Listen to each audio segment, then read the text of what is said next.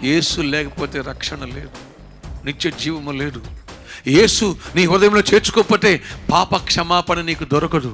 పాపం మీద జయించుటూ రాదు. పాపాన్ని కలిగి జీవిస్తావు. పాపాన్ని కలిగి జీవిస్తే పరలోకం వెళ్ళావు. ఆయనకి ఇష్టలేని మనుషులకి భూమి మీద సమాధానం. ఆయనకి ఇష్టలు ఎవరు? ఆయనకి ఇష్టలు ఆ మెడిసిన్ ఉపయోగించి పాప పురుగును చంపివేసి ఆయనకి ఇష్టంగా ఎవరైతే జీవిస్తారో, ఆ ప్రాసెస్ ప్రకారం అడుగులు వేస్తారో, పరలోకానికి సిద్ధపడుతూ అనేకులకి దేవుని ప్రేమను చాటుతారో వారంటే ఆయనకి ఇష్టలు. వాళ్ళకి ఇక్కడ సమాధానం, వాళ్ళకి అక్కడ ప్రవేశం.